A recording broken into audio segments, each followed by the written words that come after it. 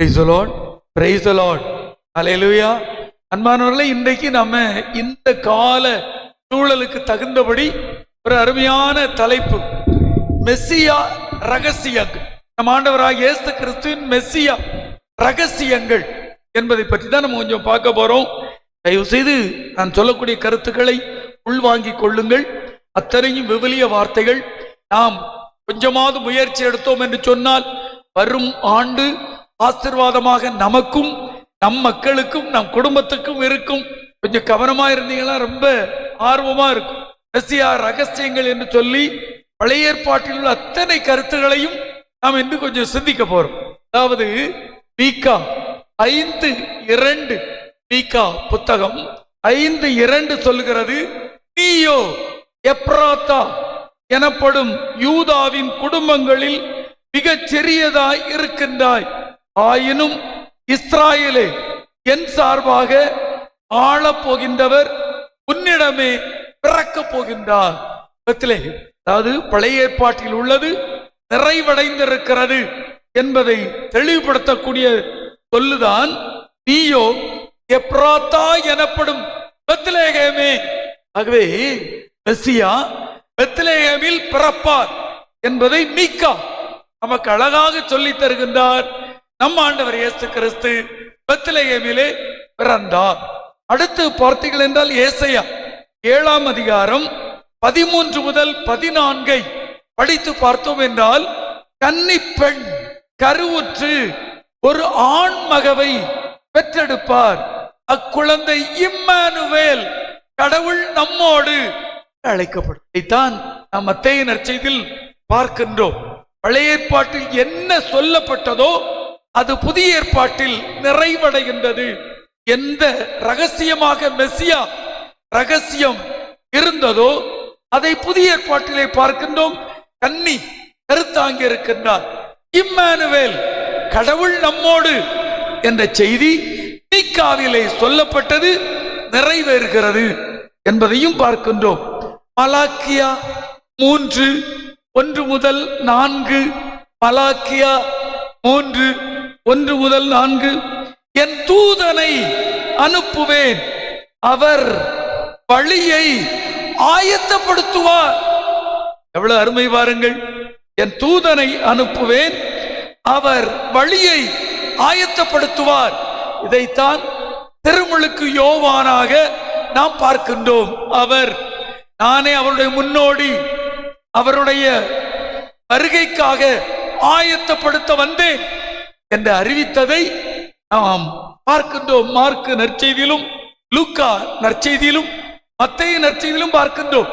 அதுபோல ஏசாயா 40:4 பார்த்தோம் என்றால், பள்ளத்தாக்குகள் நிரப்பப்படும், மலைகள் குன்றுகள் தாழ்த்தப்படும். இந்த வார்த்தையை தான் திருமுழுக்கு யோவான் சொல்லுகின்றார். பாலை நிலத்தில் ஒரு குரலாக ஒலிக்கிறதை நாம் பார்க்கின்றோம். பழைய ஏற்பாட்டில் மெஸ்ஸியா எந்த சூழலில் பிறப்பார், அவருக்காக யாரெல்லாம் தயாரிப்பார்கள் என்பதெல்லாம் புதிய ஏற்பாட்டிலே நிறைவுக்கு வருவதையும் பார்க்கின்றோம். அதுபோல ஏசாயா 40:9 முதல் 10 படித்து பார்த்தீர்கள் என்றால் அழகாக இருக்கும். உயர்ந்த மலையில் குரலை எழுப்பு, உயர்ந்த மலையில் குரலை எழுப்பு, ஆற்றலோடு ஆட்சி புரிபவர் வருகின்றார். அதனால தான் திருமுழுக்கு யோவான் சொல்லுவாங்க, அவருடைய மிதியடி வாரை அவிழ்க்க கூட நான் தகுதியற்றவன், அவர் சுழலை கையில் வைத்திருக்கின்றார், அவர் தூய ஆவியால் திருமுழுக்கு கொடுப்பார். இதைத்தான் ஆற்றலோடு ஆட்சி செய்ய வருகின்றார். நாம் புதிய ஏற்பாட்டிலே பார்க்கின்றோம். எவையெல்லாம் மெஸ்ஸியா என்ற எண்ணங்கள் பழைய ஏற்பாட்டில் கொடுக்கப்பட்டதோ அதனை நாம் புதிய ஏற்பாட்டிலே கண்கூடாக படித்து பார்க்கின்றோம். ஏசாயா 9:6, ஏசாயா 9:6, ஒரு குழந்தை நமக்கு பிறந்திருக்கிறார், ஆண் மகவு தரப்பட்டுள்ளது, ஆட்சி பொறுப்பு அவர் தோள் மேல் இருக்கும், அவரது திருப்பெயரோ வியத்தகு ஆலோசகர், வல்லமை மிகு இறைவன், என்றும் உள்ள இறைவன், அமைதியின் அரசர். ஆண்டவர் தன் வாழ்விலே வெளிப்படுத்தினார். என் ஆட்சி அமைதியின் ஆட்சி என்பதை வெளிப்படுத்தினார். அவருடைய ஆலோசனை போதனைகள் மிக அற்புதமாக இருந்தன. இதைத்தான் நாம் கண்கூடாக பார்க்கின்றோம். ஒரு மெசியா எப்படிப்பட்டவராக இருப்பார் என்பதை அழகாக பழைய ஏற்பாட்டில் சொல்லப்பட்ட கருத்துக்கள் புதிய ஏற்பாட்டில் நிறைவடைகின்றன. வியத்தகு ஆலோசகர், வல்லமை மிகு இறைவன், என்றும் உள்ள இறைவன், அமைதியின் அரசர். பழைய ஏற்பாட்டில் நமக்கு மெசியா எப்படிப்பட்டவர்? ஒரு கன்னியிடம் பிறப்பார், பெத்லகேமிலே பிறப்பார், அவர் ஆட்சி புரிவார், அவர் அமைதியின் அரசராக இருப்பார். அவருக்கு முன்னோடியாக பாலை வெளியிலே ஒரு குரல் உயர்ந்த மலையிலே எழுப்பப்படும், மேடுகள் சமமாக்கப்படும், பள்ளத்தாக்குகள் நிரப்பப்படும். இவையெல்லாம் பழைய ஏற்பாட்டில் உள்ள கருத்துக்கள். அத்தனையும் புதிய ஏற்பாட்டிலே மத்தேயு, மார்க்கு, லூக்கா, யோவான் நற்செய்திகள் நமக்கு அருமையாக சொல்லித் தருகின்றன. மெசியா பிறப்பர், அந்த மெசியா தான் ஆண்டவர் இயேசு கிறிஸ்து என்பதை நாம் நம்புகிறோம். Praise the lord, praise the lord, alleluia, alleluia. இப்பதான் நம்ம பார்க்கணும். மெசியா அவர் வியத்தகு ஆலோசகர், வல்ல இறைவன், ஆட்சி புரிபவர். ஆனால் அவரது ஆட்சி எப்படி இருக்கும், அப்ப நாம எப்படி இருக்கணும் என்பதைத்தான் இன்று நாம் தியானிக்க இருக்கிறோம்.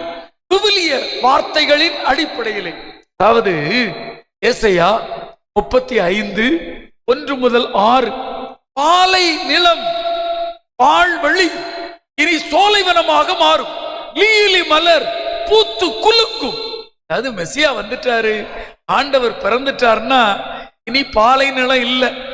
ஐயோ, ஏன் கஷ்டப்படுறேன், ஏன் கவலைப்படுறேன், ஏன் வேதனையா இருக்கிறேன், ஏன் தனிமையா இருக்கிறேன், ஏன் இந்த தீமை என்று பாலை நிலம் அல்ல. லீலி மலர் பூக்கும், நாம் அனைவரும் மகிழ்ச்சியாக இருப்போம். இன்னும் பாருங்களேன், ஏசாயா 11:1-10 பார்த்தீங்கன்னா, ஈசாவின் அடிமரத்தில் தளிர் ஒன்று பூக்கும், உதயமாகும். அப்படின்னா என்ன அர்த்தம்? இனி இந்த கிறிஸ்து பிறப்பு காலத்துல, மெசியா காலத்துல நம்பிக்கையே இல்லாம பட்டு போன வாழ்க்கையில் கூட நல்ல துளிர் பிறக்கும். Price the lord, praise the Lord. அது தெளிவா பெற்றுக்கொள்ளணும். அதான் நம்பிக்கையே இல்லை. என் வாழ்க்கை ஏன் இவ்வளவு கஷ்டமா இருக்கு, எனக்கு ஏன் இந்த நோயா இருக்கு, எனக்கு ஏன் இந்த வேதனையா இருக்கு என்று நினைக்கக்கூடிய இடத்தில் கூட ஒரு துளிர் கிளம்பும். ஏசாயா 41:13-20, பாலை நிலத்தில் பாருங்க, மீண்டும் மீண்டும் அந்த மெசியா காலத்திலே பாலை நிலத்தில் கேதுரு மரங்கள் வளரும். அதனால என்ன அர்த்தம்? பாலை நிலமா இருக்கும், ஒண்ணு இல்லை, பாவியா இருக்கும், தீமையா இருக்கும், தவறா இருக்கும், ஏழ்மையா இருக்கிறோம், ஐயோ மன கஷ்டத்துல இருக்கிறோம், என் குடும்பம் இப்படியா இருக்குது என்று வருத்தப்பட வேண்டிய அவசியம் இல்லை. உங்கள் பாலை நிலத்தில் கூட கேதுரு மரம், கேதுரு மரம் என்று சொன்னால் அது வலுவான மரம். அந்த கேதுரு மரம் நீண்ட ஆயுளை கொண்ட மரம். ஆகவே உங்களுக்கு வாழ்வு பிறக்கும் என்பது சொல்லப்பட்டிருக்கிறது. அதுபோல ஏசாயா 61:10-11 பார்த்தீங்கன்னா, நிலம் முளைகளை துளிர்க்க செய்வது போல, தோட்டம் அங்குள்ள விதைகள் விதைத்து விதைகள் எழுவது போல நான் உங்கள் வாழ்க்கையை உயர்த்துவேன். இயேசுவின் காலம், இயேசுவை நம்புகிறோம், இயேசுவின் பிறப்பு நமக்குள் இருக்கிறது என்று சொன்னால் புதிய நம்பிக்கை, புதிய வாழ்க்கை. பாலை நிலம் இல்ல, துன்பம் இல்ல, வேதனை இல்ல, நமக்கு மட்டுமல்ல. அதுதான் ரொம்ப அருமை. இது கிறிஸ்துவை நம்பக்கூடியவர்களுக்கு மட்டுமல்ல. அழகாக ஏசாயா 60:3 சொல்லுகிறது, இறை இனத்தாரும் உன் ஒளி நோக்கி நடை போடுவர். இறை இனத்து மக்களும், எல்லா மக்களும் ஆண்டவர் இயேசுவை தேடி வருவார்கள். ஆனவர்களே, ஏன் தேடி வருவாங்க? அதாவது நம்ம பார்க்கிறோம், பழைய ஏற்பாட்டுல மெசியா பிறப்பார். பழைய ஏற்பாட்டில் நம்ம பார்க்கிறோம், கன்னி கருத்தாங்கி ஒரு மகனை பெற்றெடுப்பார். பழைய ஏற்பாட்டில் நம்ம பார்க்கிறோம், ஆண்டவருடைய பாதை செம்மைப்படுத்தப்படும். இதெல்லாம் நிறைவடைகிறது. எதற்காக என்று பார்த்தோம் என்று சொன்னால், மக்கள் மத்தியில் நம்பிக்கையை கொடுக்க, நல்ல வாழ்வை கொடுக்க, கவலைப்படாத, வேதனைப்படாதே என்பதை தருவதற்காக. இனி ஒரு புதிய வாழ்க்கை உண்டு என்ற நம்பிக்கையை வளர்க்க வேண்டும் என்ற எண்ணத்திற்காக. ஏசாயா 2ஆம் அதிகாரம் 1 முதல் 5. இனி வாழ் இல்லை, ஈட்டி இல்லை, போர் பயிற்சி இல்லை, இனத்திற்குள் கலவரம் இல்லை. அது மெசியா காலத்துல போர் பயிற்சி இல்லை, சண்டை இல்லை. அந்த ஈட்டி வாழெல்லாம் நல்ல கருவிகளா மாற்றப்படும். அதனால இனி சண்டை வரக்கூடாது. அப்போ மெசியா பிறக்கிறார், இயேசு என் இதயத்தில் பிறக்க இருக்கிறார். அப்ப நான் என்ன பண்ணணும்? அந்த கனவு, ஈட்டி வேண்டாம், சண்டை வேண்டாம், பிரச்சனை வேண்டாம், நான் அமைதியாக வேண்டும். ஏனென்றால் நான் அமைதியின் அரசரின் பிள்ளை. இதுதான் இயேசு கிறிஸ்து மெசியா பிறந்திருக்கிறார், என் உள்ளத்தில் இருக்கிறார், இன்னும் நம்மிடையே இருக்கிறார் என்பதை நம்புபவர்கள் செய்யக்கூடிய செயல். ஏசாயா 11:6.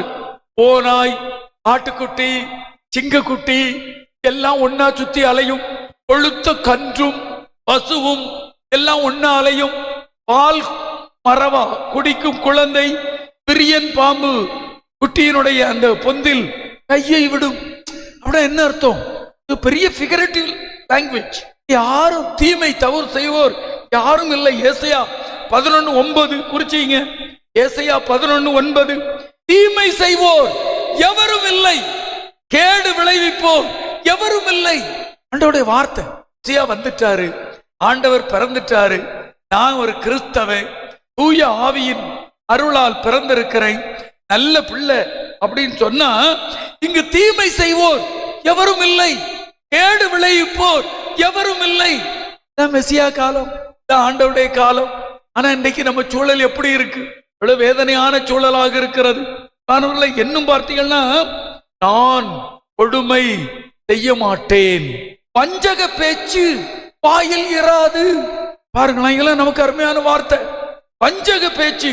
நான் ஒரு கிறிஸ்தவன், நான் ஒரு மெசியாவுடைய வருகையை மனசுல வச்சிருக்கிறேன், நான் கிறிஸ்து பிறப்பை கொண்டாடுகிறேன் என்று சொன்னால், எஞ்சியோர் கொடுமை செய்ய மாட்டார், வஞ்சக பேச்சு வாயில் இராது, அச்சுறுத்துவோர் யாரும் இல்லை. இப்படி பாருங்க, மெசியா காலம், ஆண்டவருடைய வருகையில எப்படிப்பட்ட வாழ்க்கை நமக்கு இருக்கணும்? ஒரு அச்சுறுத்துவோர் யாரும் இல்லை, ஏமாற்றுவோர் இல்லை, மந்தை போல மேய்ந்து இளைப்பாறுவர். அந்த வார்த்தை புரியுதா? மந்தை போல.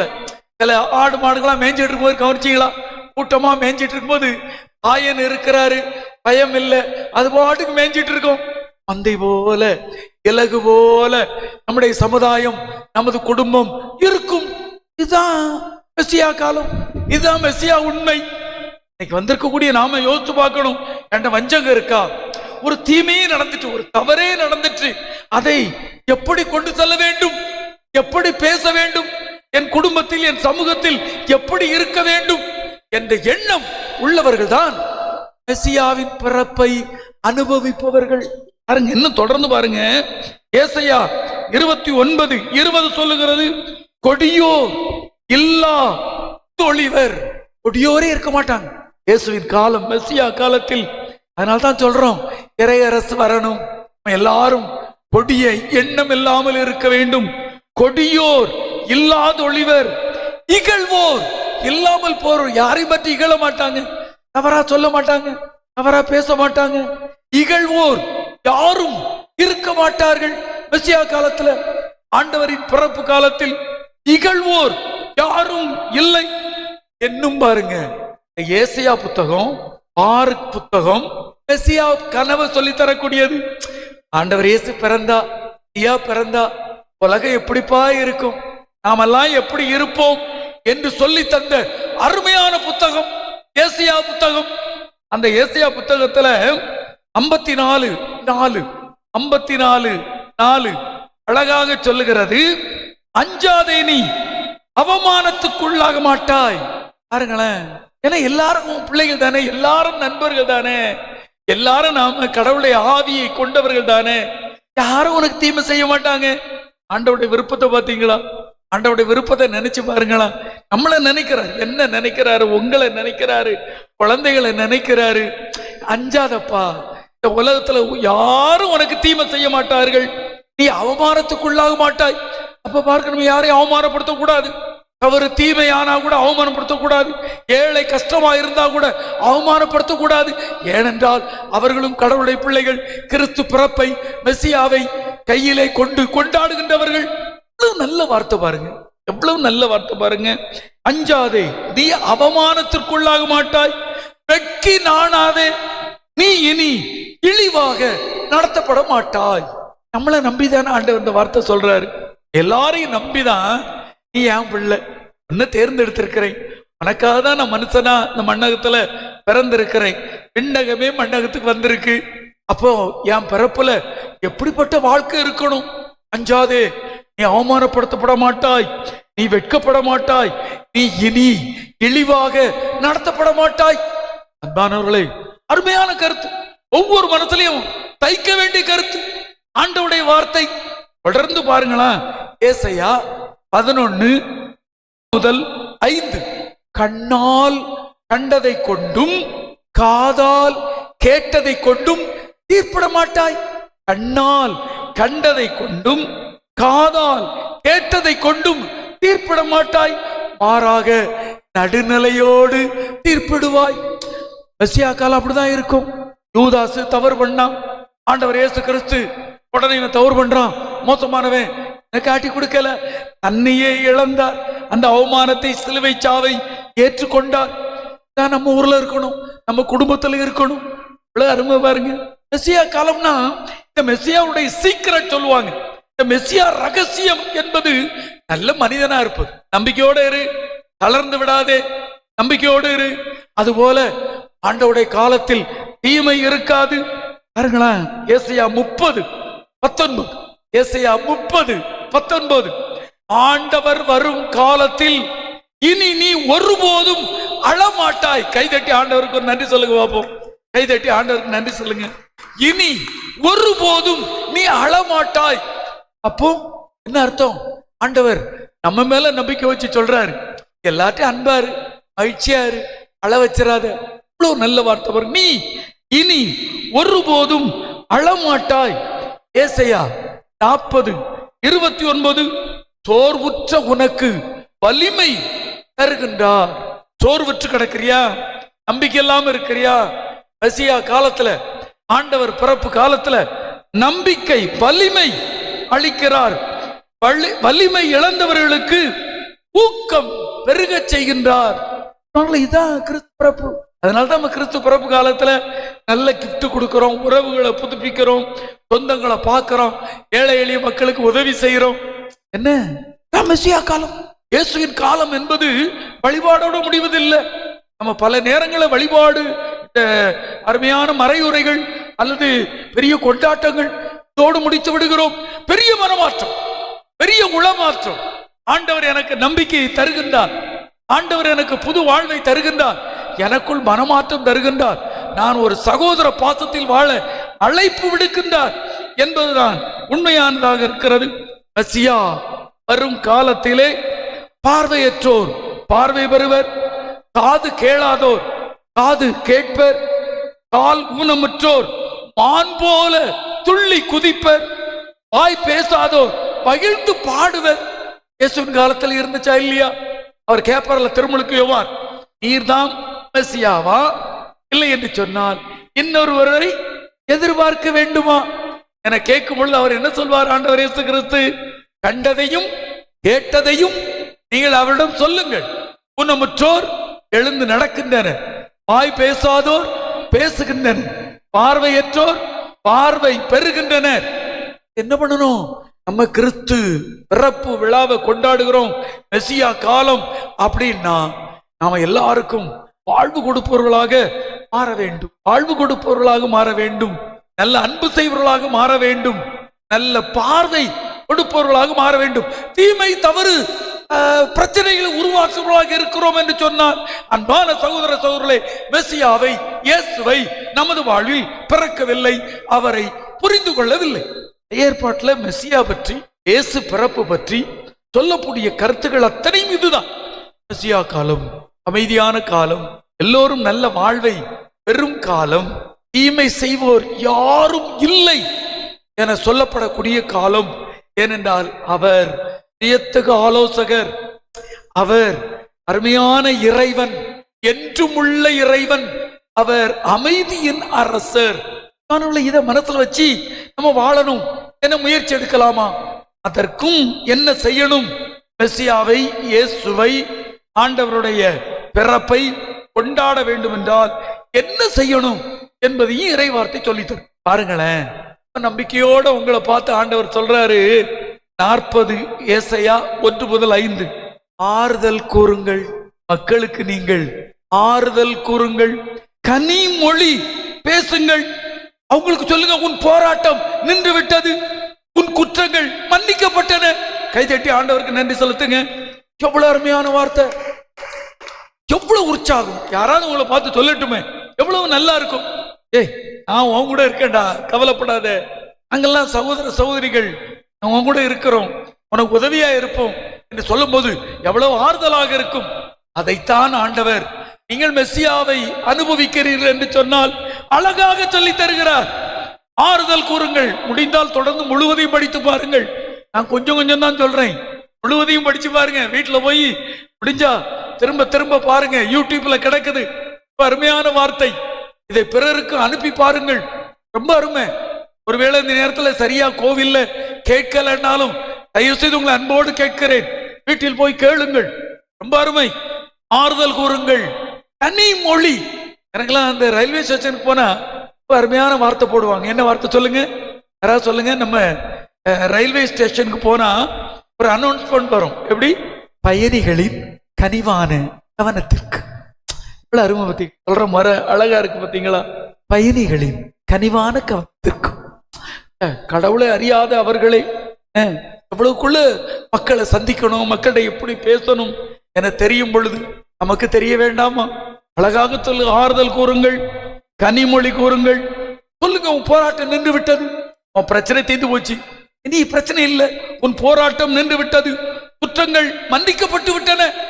அருமை. நீ என்ன கடவுளுடைய பிள்ளை, நீ நல்லா இருப்ப என்பதை சொல்லுங்கள். இன்னும் பாருங்க, ஏசாயா 35:10, துன்பமும் துயரமும் பறந்து போகும். மெசியாவை ஏற்றுக்கொண்டீங்கன்னா, இயேசு உள்ளத்துல பிறப்பாங்கன்னா, துன்பமும் துயரமும் பறந்து போகும். என்னங்க ஏசாயா 40:31, ஏசாயா 40:31, தீய ஆற்றல் பெறுவீர்கள். தீய ஆற்றல். ஆண்டவர் மெசியா என் உள்ளத்துல பிறக்கிறாருப்பா, நான் நல்லா இருப்பேன், நான் அன்பா இருப்பேன், நான் பிறரோடு கனி மொழியில தான் பேசுவேன், ஆறுதல் கொடுப்பை, தீமை செய்வனாக இருக்க மாட்டேன் என்ற எண்ணம் பிறக்கும் என்று சொன்னால் புதிய ஆற்றல் பெறுவாய். கழுகை போல ஆண்டவர் சொல்றார்.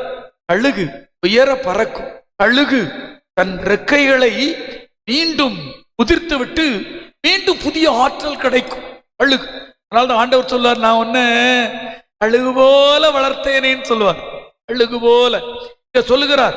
புதிய ஆற்றல் வருங்கள், கழுகு போல் உயரை பறங்கள், ஒரு பொழுதும் நீங்கள் களைப்படைய மாட்டீர்கள். நீங்க ஆண்டவருக்குள்ள வந்துட்டீங்க, நல்ல வாழ்க்கை வந்துட்டு ஒரு திருப்தியா இருந்துட்டீங்கன்னா ஒரு பொழுதும் நீங்கள் களைப்படைய மாட்டீர்கள்.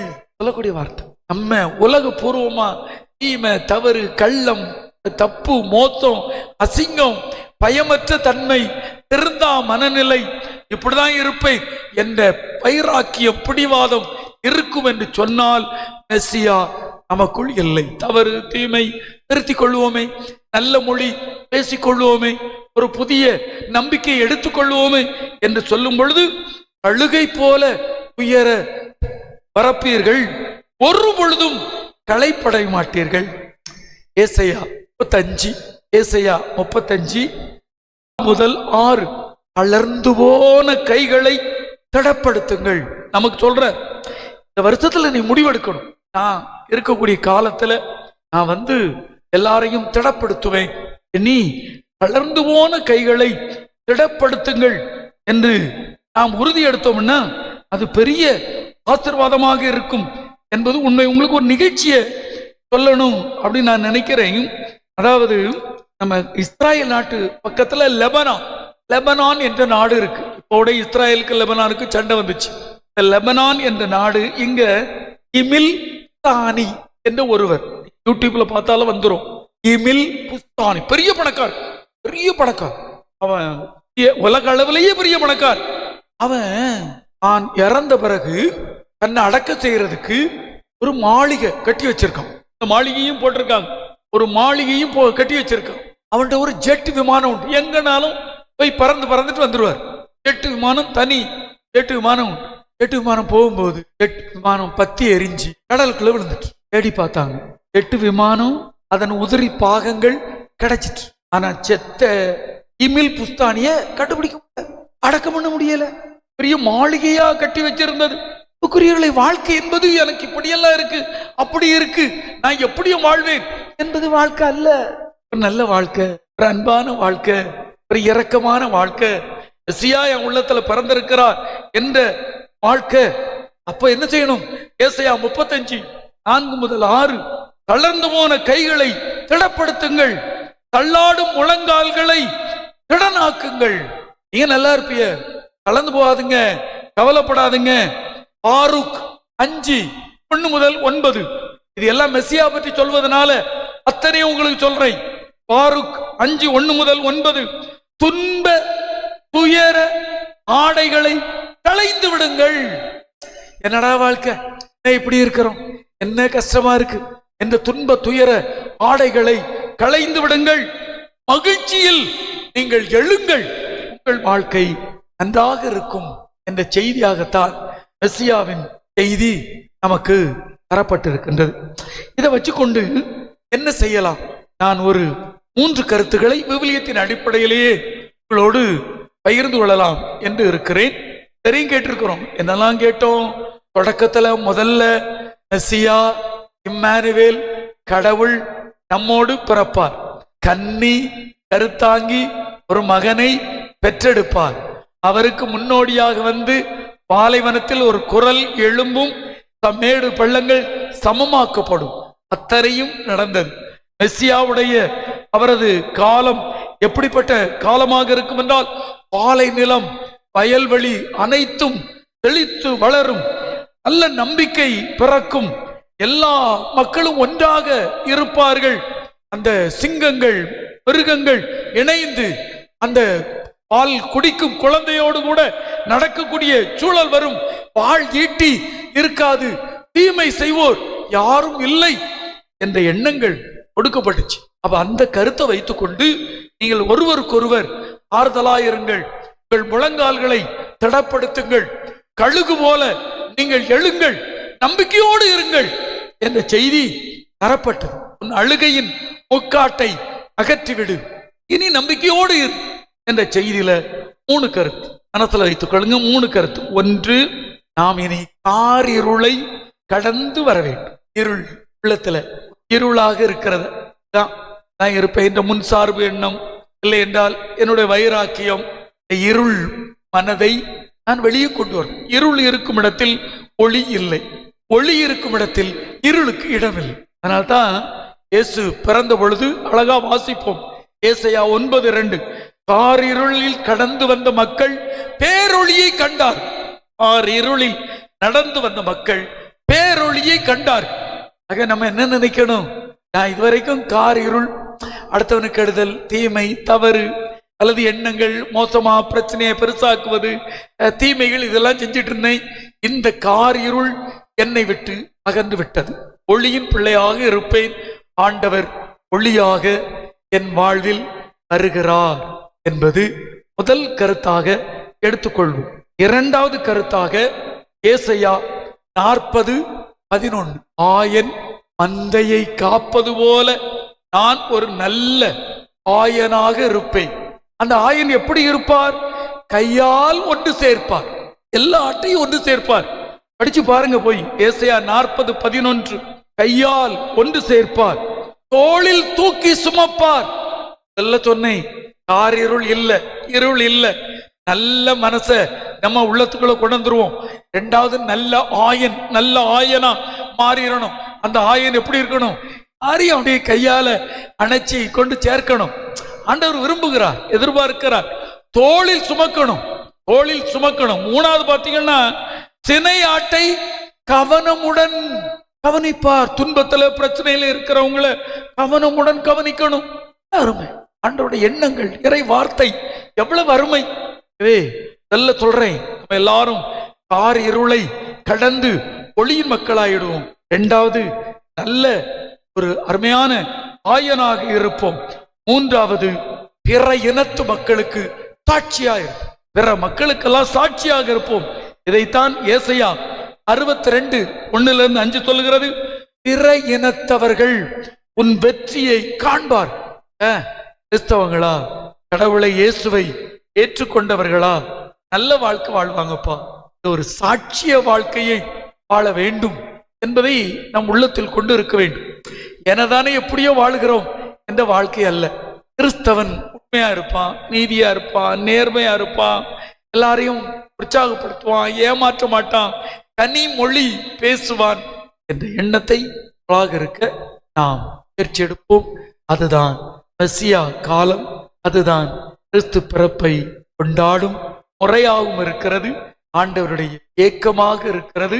அந்த எண்ணத்தோடு தான் ஆண்டவர் நம்மிடையே பிறந்திருக்கின்றார், மீண்டும் வர